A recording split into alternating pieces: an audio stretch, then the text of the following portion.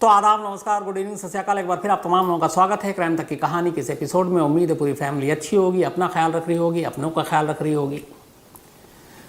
आज की कहानी शुरू करूं उससे पहले एक सवाल जो आप लोगों के भी जहन में कई बार आया होगा। हम लोग तो ख़ास तौर पर चूँकि अलग अलग क्राइम की दुनिया में, क्राइम रिपोर्टिंग में ऐसी चीज़ें देखते सुनते रहते हैं।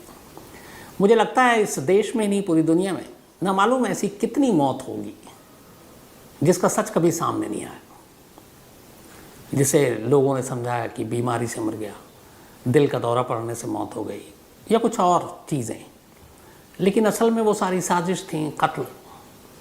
कुछ खुशनसीब लोग थे, हालांकि मरने के बाद उनको खुशनसीब भी क्या बोलूँ, लेकिन फिर भी उनके कत्ल का सच सामने आ गया, उनकी मौत का सच सामने आ गया। लेकिन उन बदनसीबों का क्या जो मर भी गए और उनकी मौत की पहली मौत का राज हमेशा के लिए राज ही बना रहा। ये कभी पता ही नहीं चला कि उनकी मौत की असली वजह क्या है। न मालूम ऐसे कितने कत्ल होंगे, इनकी तादाद सैकड़ों हज़ारों में से भी ज़्यादा होंगी, जिनका कत्ल हुआ लेकिन पता ही नहीं चला कि ये कत्ल था। घर वालों ने भी सब्र कर लिया, लास्ट राइट्स भी हो गए, अंतिम संस्कार भी हो गया, सब कुछ हो गया, और दुनिया को, कानून को, पुलिस को कभी एहसास ही नहीं हुआ। और बहुत सारे ऐसे केस हैं जो लगभग बंद हो गए। लगभग ये हो गया कि इसमें कोई साजिश नहीं है, लेकिन किस्मत से वो केस खुला और पता चला कि जिसे अब तक एक नॉर्मल मौत मान रहे थे, बीमारी मान रहे थे, वो असल में उसके पीछे गहरी साजिश थी और ये कत्ल था। आज की कहानी ऐसी ही मौतों की कहानी है, जिसे एक वक्त में ये लगा कि ये आम मौत है, लेकिन जब सच्चाई सामने आई तो सभी चौंक उठे। लेकिन ये कहानी शुरू करूं उससे पहले आपको फिर एक बार जानकारी दे दूं कि कुकू एफएम पर भी आप कहानियां सुन सकते हैं। कुकू एफएम पे भी तमाम तरह की कहानियां जो क्राइम की हों, क्राइम की दुनिया के बाहर की हों, हॉरर कहानियां हों, इन्वेस्टिगेशन की हों, बायोग्राफिक हों, अलग अलग लोगों की कहानियां हों, मिस्ट्री हों, सॉल्व्ड अनसॉल्व्ड केसेस हों, तो कहानियों का ख़जाना है, कहानियों का भंडार है कुकू एफएम पर। उस पर भी आप कहानियों का मज़ा ले सकते हैं। और क्राइम तक फैमिली के लिए क्राइम 50 है, तो कुकू एफएम पे भी आप कहानी सुनें, और जो डिस्क्रिप्शन लिंक है उसको ज़रूर देखें, खोलें। और कहानियों के आप शौकीन हैं तो मुझे लगता है कि वहाँ भी आपके शौक़ पूरे हो सकते हैं, तो कुकू एफएम पे भी आप ज़रूर कहानी सुनें। तो जैसा मैं कह रहा था, आज की जो कहानी है, कई बार मौत की सच्चाई देर से आती है, कई बार आती ही नहीं है। 7 साल पुरानी बात है, बात 2015 की है, 7 years बैक, 19 अप्रैल 2015, चेन्नई, तमिलनाडु की राजधानी है, कैपिटल है, अच्छी जगह है। इस चेन्नई में एक जगह है जिसका नाम है 1000 लाइट्स रोड, 1000 बत्तियों वाली सड़क। गुलजार रहती है ये सड़क हमेशा, और अपने नाम के हिसाब से यहाँ चहल पहल। और ये जो इलाका है, ये 1000 लाइट्स रोड, ये ख़ास तौर पर अपने कपड़ों के लिए मशहूर है। यहाँ पे अलग अलग तमाम ब्रांड्स के कपड़े मिलते हैं और लोग कपड़ों की ख़रीदारी के लिए जाते हैं, तो एक शॉपिंग का बहुत बड़ा हब है यहाँ पर। तो इसी 1000 लाइट्स रोड पर 19 अप्रैल 2015 की शाम एक शख्स पैदल चल रहा है। पैदल चलते चलते वो अचानक ही बेहोश हो जाता है और सड़क पे ही गिर पड़ता है। कुछ लोग देखते हैं, करीब आते हैं, देखते बेहोश है। खैर, उसके बाद उसे हॉस्पिटल ले जाया जाता है, लेकिन थोड़ी देर के बाद उस शख्स की मौत हो जाती है। उस शख्स के बारे में फिर छानबीन की जाती है तो पता चला कि उसका नाम जो है जॉन फिलोमेनन, ये चेन्नई का ही रहने वाला जॉन, और ये उसकी मौत हुई। अब डॉक्टर के पास ले गए थे, बाकी चीज़ें थी, तो यही हुआ जो एक निचोड़ निकला, एक नतीजा निकला कि जॉन को अचानक दिल का दौरा पड़ा और उसकी मौत हो गई। उसके बाद उसका अंतिम संस्कार हो गया, घर वालों ने भी सब्र कर लिया, बात आई गई हो गई। महीना बीत गया, 9 अप्रैल 2015 को जॉन की मौत हुई थी। अब तारीख आ गई 17 मई 2015, 17 मई 2015, जॉन की मौत के 1 महीने बाद। जिस जगह जॉन की मौत हुई थी वहाँ से करीब 90 किलोमीटर दूर एक जगह है, उत्तीरामेरूर। इस उत्तीरामेरूर में एक शख्स जिसका नाम श्रीधर था, वो भी सड़क पर चल रहा था। चलते चलते अचानक वो गिर गया। गिरने के बाद बेहोश हो गया, उसे भी अस्पताल ले गए। अस्पताल में डॉक्टरों ने उसे डेड डिक्लेयर किया। छानबीन की, नॉर्मल मौत, नेचुरल मौत, दिल का दौरा। दिल का दौरा इतनी आम बीमारी है कि कोई उंगली भी नहीं उठाता है। तो श्रीधर की मौत भी हार्ट अटैक से हो गई। घर वालों ने सब्र कर लिया, अंतिम संस्कार कर दिया, बात आई गई हो गई। अब श्रीधर की मौत के 5 महीने बीत जाते हैं। 5 महीने के बाद अब तारीख आती है 10 अक्टूबर 2015, 10 अक्टूबर 2015। अप्रैल से सिलसिला शुरू हुआ था पहली मौत का, जॉन का। हेनरी नाम का एक शख्स इसी चेन्नई में एक जगह है मदीपक्कम, तो मदीपक्कम इलाके से गुजर रहा है, वो भी पैदल चल रहा है। चलते चलते वो अचानक सड़क पे गिर पड़ता है। अस्पताल ले जाते हैं लोग, अस्पताल में डॉक्टर उसे भी मुर्दा करार देते हैं। बात वही कि और तो कोई बीमारी थी नहीं, अचानक दिल का दौरा पड़ा और हेनरी की मौत हो गई। डॉक्टरों ने कहा, घर वालों ने सब्र किया, हेनरी की भी अंतिम संस्कार हो गया।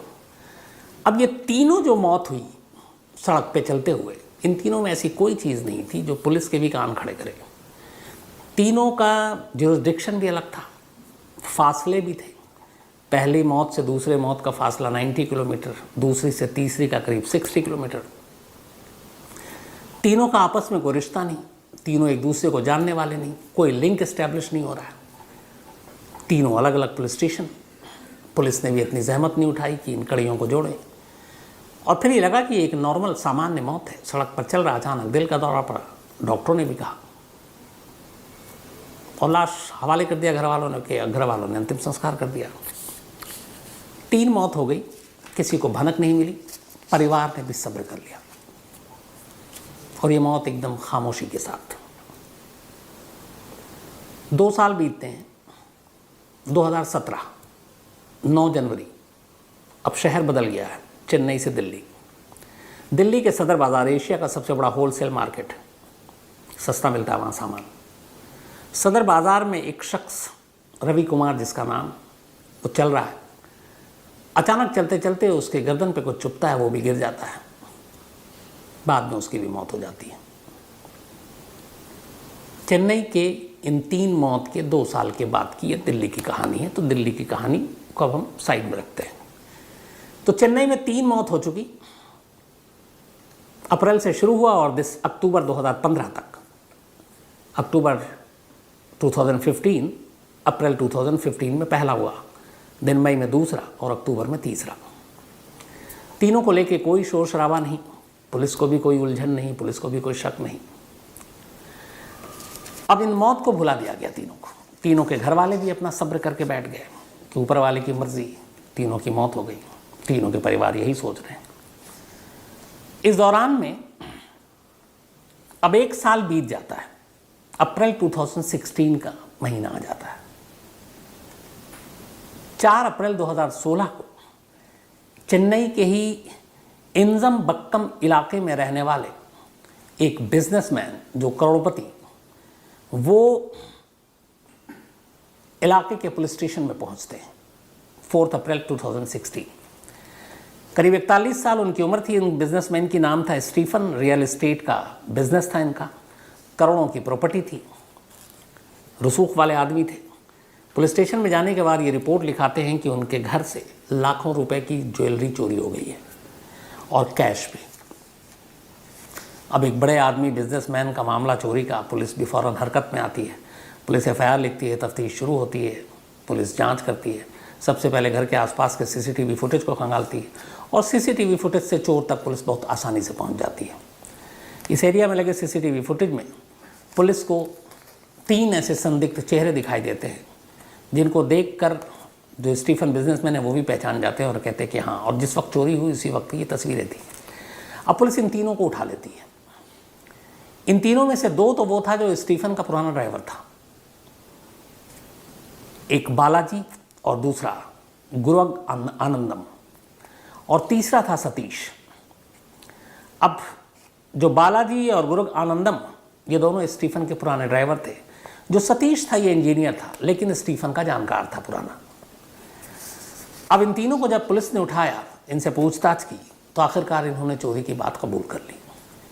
चोरी की बात कबूल की, इसके बाद पुलिस इनके घर पे दबिश डालती है।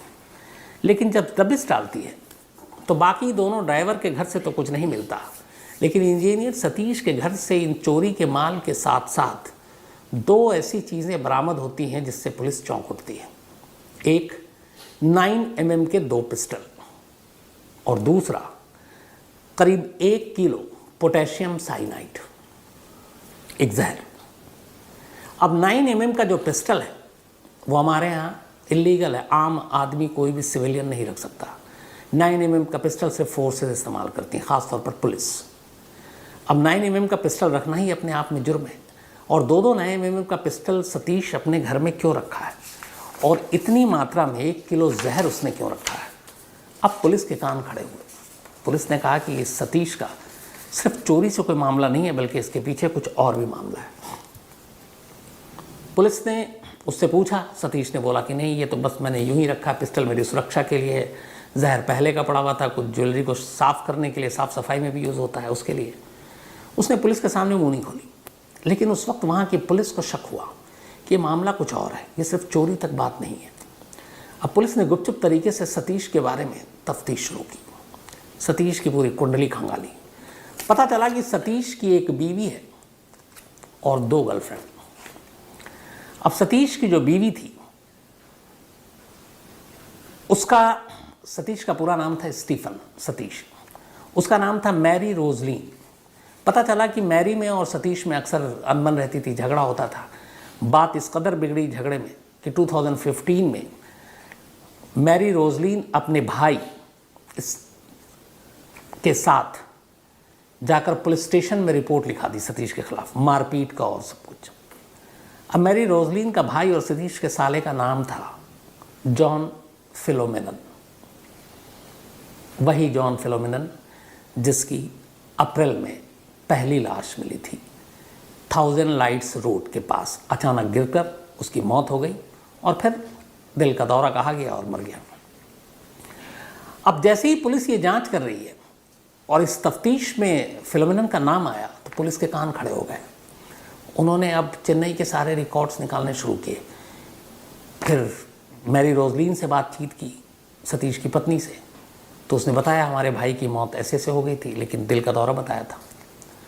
तो पुलिस ने जब उसकी रिपोर्ट निकाली तो पढ़ करके हाँ ये तो दिल का दौरा है, पुलिस को कुछ डाउट हुआ।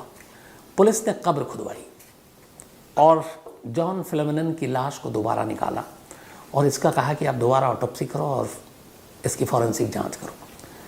जब उसकी ऑटोप्सी और फॉरेंसिक जांच आई, उसकी रिपोर्ट आई, पुलिस चौंक गई। अब पुलिस ने कहा कि चेन्नई में और ऐसी कौन कौन सी मौत हुई है जो चलते चलते लोग मर गए। 2 नाम और आए। अब ये दोनों नाम जो थे, एक श्रीधर और एक स्टीफन। अब इन दोनों के जब नाम आए, जो आपको बताया कि एक उसके 1 महीने के बाद और दूसरा 5 महीने के बाद जिसकी मौत हुई थी, एक श्रीधर था नाम और दूसरे का नाम था हेनरी। तो अब श्रीधर और हेनरी के भी नाम आया कि इनकी भी सड़क पर चलते चलते मौत हो गई। अब ये हुआ कि जॉन फिलोमेनन का तो रिश्ता इसके साथ जुड़ गया सतीश का कि साला है, ये दोनों कौन है। अब उन दोनों की कुंडली खंगाली गई कि श्रीधर कौन है और हेनरी कौन है। तो पता चला कि सतीश की बीवी के अलावा जो 2 गर्लफ्रेंड हैं, उन दोनों गर्लफ्रेंड के पति का नाम है श्रीधर और हेनरी। अब पहली बार रिश्ता 3 मौत का एक साथ जुड़ा। अब इधर जो पोस्टमार्टम और ऑटोप्सी रिपोर्ट आई, उसमें ये कहा गया कि इसकी मौत हार्ट अटैक से नहीं बल्कि पॉइजन से हुई है, जहर से। लेकिन उस जहर की वजह से ये ऐसा हुआ लगा कि दिल का दौरा पड़ा है। अब पुलिस हैरान, इन 3 कत्ल में कहीं भी कत्ल की वजह क्लियर नहीं है, कत्ल का तरीका। तीनों, चाहे वो हेनरी हो, श्रीधर हो या फिर जॉन फिलोमेनन हो, ये तीनों जब मरे तब ये सड़क पर पैदल चल रहे थे और चलते चलते अचानक गिरे, बेहोश हो गया, हॉस्पिटल ले जाया गया। डॉक्टरों ने उन्हें मुर्दा करार दिया। न गोली मारी गई, न चाकू मारा गया, न किसी ने उनको कुछ खाने पीने को दिया, बस अपने आप चले और गिरे और मर गए। अब लेकिन इन तीनों का रिश्ता जो है इस चोर सतीश से मैच कर गया, 1 साला और 2 उसकी गर्लफ्रेंड के पति। अब पुलिस ने सख्ती से सतीश से पूछताछ की और इसके बाद उसने मुंह खोला और फिर पूरी कहानी उगली। उसने बताया कि उसकी पत्नी से जब झगड़ा हुआ और उसका साला और पत्नी पुलिस स्टेशन में गए तो उसने तय कर लिया था कि वो अपने साले फिलोमेनन को मार डालेगा। लेकिन कैसे मारे, इसके लिए उसने बड़ी रिसर्च की। उसने कहा कि चूंकि पुलिस में ऑलरेडी रिपोर्ट दर्ज हो चुकी है, अगर साले को कुछ होता है तो पहला शक वही उसी पे आएगा। तो ऐसे मारना चाहता था कि किसी भी कीमत पर उसकी तरफ शक ना हो, और दूसरा उसकी मौत कभी कत्ल लगे ही नहीं, मौत एक नेचुरल सामान्य मौत लगे। अब ऐसा कैसे हो सकता है? इसी के बाद उसने रिसर्च करना शुरू किया। रिसर्च करते करते इधर उधर आखिरकार उसे एक केस पे उसकी एक नज़र पड़ी, और ये केस एक अम्ब्रेला मर्डर केस की कहानी थी, जो रियल स्टोरी थी, जो लंदन में हुई थी। और लंदन में जो कुछ हुआ, ये इंटरनेट पे उसने सब कुछ खंगाला, देखा, इस पे फिल्म भी बनी थी, डॉक्यूमेंट्री भी बनी थी। तब उसकी नज़र एक कहानी पर पड़ी, सतीश की, और ये एक सच्ची घटना पर एक डॉक्यूमेंट्री बनी थी, उसने उसको देखी। 1978 की ये कहानी थी। कहानी ये थी कि बुल्गारिया के एक राइटर, एक जर्नलिस्ट जॉर्जी मार्कोव, जो बीबीसी के लिए रिपोर्टिंग भी करते थे, जॉर्जी मार्कोव की मौत हुई थी, और वो मौत का तरीका बड़ा अजीब था। जॉर्जी मार्कोव बीबीसी में पत्रकार थे, और लंदन में उनका कत्ल हुआ था। एक दिन वो बस में जा रहे थे, बस में जब वो बैठे थे तो अचानक एक शख्स छाता लेकर बस में दाखिल होता है, और अचानक उसका बैलेंस बिगड़ जाता है, छाता उसकी जांघ पर आकर गिरता है। जांघ पे मार्कोव को कुछ चुभन सी महसूस होती है। वो शख्स उसे सॉरी बोलता है, मार्कोव भी उन्हें सॉरी बोलते हैं, कहते कोई बात नहीं, मामूली सी बात है, हादसा हो जाता है। उसके बाद वो अपने बस स्टॉप पर उतरते हैं, घर चले जाते हैं, कुछ नहीं होता। कई घंटे बाद उन्हें अचानक बुखार सा महसूस होता है। 3 दिन में उनको बहुत तेज़ी से बुखार चढ़ता है, और तीसरे दिन मार्कोव की मौत हो जाती है। मौत के बाद जब पोस्टमार्टम होता है तो डॉक्टर कहते हैं कि मार्कोव की मौत दिल का दौरा या बुखार या बीमारी से नहीं हुई है, बल्कि रिसिक नाम के एक पॉइजन से हुई है, जो रूस की खुफिया एजेंसी केजीबी अपने दुश्मनों को मारने के लिए इस्तेमाल करती है, और केजीबी ने ही इसका ईजाद किया था। तो उसने क्या करती थी, ऐसे कई केस हुए, ऐसे लोगों को मारा गया। छाती के जो अगला हिस्सा होता है नुकीला, उसमें ये इस जहर को लगा देते हैं, और जिसे मारना हो उसे बस हल्का सा चुभो देते हैं। अब छाता लेकर चलना बड़ा आसान है, आपको किसी पे शक भी नहीं होगा, ना आप गोली मार रहे हैं ना चाकू मार रहे हैं। अब चलते चलते आप किसी से टकरा गए, हल्की से उसको चुभन दे दिया आपने, वो जहर उसकी बॉडी में, और वो उसी वक्त नहीं मरेगा, थोड़ा टाइम लेगा। जब तक उसकी मौत होगी तब तक आप उससे बहुत दूर जा चुके होंगे। ये कहानी पढ़ी सतीश ने, उसे लगा कि ये बेस्ट आइडिया है। इसके बाद फिर उसने छाता खरीदा। छाते के अब उसने इस कहानी से अलग इसमें एक नया ट्विस्ट दिया। उसने उस छाते को आगे का जो नुकीला हिस्सा है उसको इस तरीके से अपने हिसाब से बनाया कि वो सिरिंज के जैसा बन गया, जो इंजेक्शन देते हैं। उसके बाद उसने जहर ख़रीदा। अब उस सिरिंज को उसने छाते के अगले हिस्से में फिट कर दिया, और जिसको भी चुभाना होता बस वो उसको हल्का सा टच करता, वो जो सुई जैसी चीज़ थी उसके बॉडी के किसी भी जगह पे ज़रा सी चुभती, वो जहर उसके शरीर में ट्रांसफ़र हो जाता। इसी के बाद इस छाता को बनाने के बाद उसने पहला कत्ल अपने साले का किया। इसके बाद 2 कत्ल अपनी 2 गर्लफ्रेंड के पतियों का किया। हर कत्ल में उसने फासला रखा। 3 मौत हुई।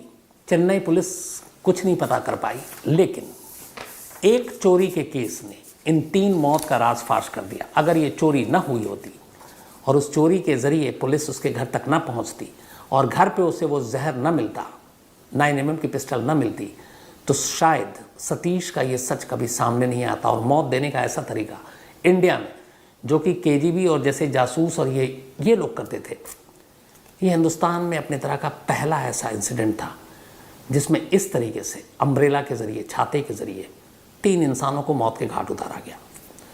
सतीश को पकड़ लिया गया, उन दोनों चोरों को भी पकड़ा गया। उन्हें तो चोरी की सज़ा मिली, सतीश के ऊपर 3 मर्डर का, और वो फ़िलहाल जेल में। 15 से 16 में ये केस खुला। अब इधर 2017 की तारीख आ जाती है, शहर बदल जाता है दिल्ली। 9 जनवरी 2017 एक बिजनेसमैन रवि कुमार दिल्ली के सदर बाज़ार में काम के सिलसिले में जा रहा है। चलते चलते अचानक उसे लगता है कि उसके गर्दन में कुछ चुभा है। वो गर्दन की तरफ हाथ मारता है, बस नसीब उसका अच्छा था। जब वो हाथ मारता है तो देखता है कि एक हाथ उसके गर्दन के पास से हटने वाला है, फ़ौरन वो उस हाथ को पकड़ लेता है, दबोचता है तो देखता है पीछे एक शख्स है। इसके बाद वो शोर मचाता है, पब्लिक आ जाती है, भीड़ भाड़, बाज़ार है वहाँ पे, सदर बाज़ार में पब्लिक उसे उस शख्स को पकड़ लेती है। इतनी देर में रवि गिर जाता है। अब लोग घबरा जाते हैं कि इसने कुछ किया, उन्हें कुछ पता नहीं, लेकिन लोग पकड़ लेते हैं, पुलिस आ जाती है और जिसको उसने पकड़ा उस शख्स को वो पुलिस के हवाले कर देते हैं। हवाले करने के बाद इस रवि को हॉस्पिटल ले जाया जाता है। थोड़ी देर के बाद हॉस्पिटल में रवि की मौत हो जाती है। अब जब मौत होती है तो जो शख्स पकड़ा गया अब वो ज़्यादा बड़ा एक तरह से मुजरिम हो गया, क्योंकि उसी को पकड़ा था रवि ने। लोगों को कहानी अभी तक पता नहीं, लेकिन पुलिस के पास वो बंदा है। अब पुलिस ने उससे कहा, इधर पोस्टमार्टम रिपोर्ट आई, पोस्टमार्टम रिपोर्ट में आया कि उसकी मौत पॉइजन से हुई है, रवि की। अब पुलिस ने जो पकड़ा था जिस शख्स को, उसका नाम था प्रेम, और ये प्रेम जो था एक फिजियोथेरेपिस्ट था दिल्ली में। उसे पूछा तो प्रेम ने कहा कि हाँ मैं फिजियोथेरेपिस्ट हूँ। तो उसने कहा तुमने क्यों मारा रवि को? उसने कहा मेरी रवि से कोई दुश्मनी नहीं है, मैं रवि जो उसकी पत्नी है उसका पड़ोसी हूँ, इन दोनों के पड़ोस में रहता हूँ, लेकिन मेरी कोई दुश्मनी नहीं है। तो फिर क्यों मारा? तब उसने बताया, डॉक्टर रवि ने, कि असल में मैंने ये नहीं मारा, एक और शख्स है जो जिम ट्रेनर है जिसका नाम है अनीश यादव, मुझे उसने ये काम दिया था और मैंने उसके कहने पे मारा। अब पुलिस अनीश यादव को उठाती है, जिम ट्रेनर को, पूछती है कि भाई तुमने इसको जहर दे के इससे क्यों मरवाया, एक फिजियोथेरेपिस्ट से। तब वो कहानी सुनाता है। पता चला कि जिस रवि कुमार को इन लोगों ने मारा उसकी इस फिजियोथेरेपिस्ट से कोई दुश्मनी नहीं थी, अनीश की थी। रवि कुमार की जिस लड़की से शादी हुई उस लड़की से अनीश कुमार जिम ट्रेनर प्यार करता था। शादी से पहले ही उसने कई बार प्रपोज किया, लड़की ने मना कर दिया। फिर लड़की की अरेंज शादी हो जाती है रवि से। इधर अनीश की भी शादी हो जाती है, लेकिन शादी के बाद थोड़े दिनों बाद वो अपनी बीवी को छोड़ देता, तलाक दे देता है और वो अपने पहले प्यार के ही पीछे पागल रहता है। लेकिन अब उसे पता है कि उसकी शादी हो गई रवि से। अब उसके दिमाग में ख्याल आता है कि अगर रवि को रास्ते से हटा दे तो शायद उसे उसका पुराना प्यार वापस मिल सकता है, वो फिर से शादी कर सकता है। और बस इसी सोच के साथ अब वो सोचने लगा कि कैसे कत्ल करूँ। ठीक चेन्नई की तरह उसने बहुत रिसर्च किया। रिसर्च करने के बाद इत्तेफाक से या बदकिस्मती से अनीश को भी वही डॉक्यूमेंट्री दिखाई थी, वही 78 के BBC के जर्नलिस्ट की मौत की कहानी पढ़ी और लगा कि इससे बेस्ट कुछ नहीं है। और फिर उसने जहर ख़रीदा और उसने एक सिरिंज में लिया और बस वो चुभोना था। उसे पता था कि ये फिजियोथेरेपिस्ट ये काम बेहतर तरीके से कर सकता है। फिजियोथेरेपिस्ट को भरोसे में लिया और उसे एक हल्की सी वो सिरिंज दी और बोला बस वो सड़क पे जब चल रहा हो तो चुभा के निकल जाना। गलती उससे ये हुई कि जब उसने चुभाया तो ऐसी जगह पे चुभाया कि उसका हाथ अचानक, इत्तफाकन आदमी को जब कहीं दर्द या चोट लगती है तो अचानक हाथ उसी तरफ जाता है, लेकिन उस हाथ वो उसकी उस दर्द और चोट की तरफ उसने फेंका था, लेकिन गलती से कातिल का हाथ उसके हाथ में आ गया और वो पकड़ा गया। अगर वो न पकड़ा जाता तो शायद रवि की मौत की दिल का दौरा बताकर केस बंद हो जाता, लेकिन वो रंगे हाथों पकड़ा गया, इसलिए ये केस खुल गया। तो ये 4 इंसिडेंट हैं इस देश में जो अम्ब्रेला किलिंग या फिर इस तरीके की किलिंग जो पहले के ज़माने में जासूस इस्तेमाल किया करते थे। इसकी वजह थी कि ऐसी जगहों पे जिन लोगों को मारना जहाँ ख़तरा है, जहाँ आप चाकू नहीं ले आ सकते, जहाँ आप बॉम्ब नहीं ले आ सकते, जहाँ आप रिवॉल्वर नहीं ले आ सकते, और दूसरा कि शक ना हो, क्योंकि कई बार 2 देशों के बीच के संबंध बीच में आ जाते हैं, आप शक के घेरे में आ जाते हैं। तो भीड़ भाड़ वाली जगहों पे, सड़कों पे कोई चल रहा है और अचानक गिर जाए तो किसी को शक नहीं होता, और जब तक उसकी मौत हो तब तक तो आप बहुत दूर निकल जाते हैं। तो ये वो लोग इस्तेमाल किया करते थे और ये KGB की देन थी इस तरीके से मौत देने की। लेकिन दूसरे लोग भी इसे कॉपी करके और इस तरीके से कत्ल करने की सोचे, ये अपने आप में हैरान करने वाली बात थी। देश में ये जो 4 है, चेन्नई के 3 और दिल्ली के 1, ये 4 ही मिसाल हैं इस तरीके से जो अलग तरीके से मौत दी गई और कत्ल किया गया। तो उम्मीद है आपको ये कहानी और इसकी जानकारी ठीक ठाक लगी होगी। अगर इस बारे में कोई और जानकारी हो तो आप ज़रूर मुझसे शेयर कीजिएगा। लेकिन आज कहानी में इतना ही। अपना ख्याल रखिएगा, अपनों का ख्याल रखिएगा।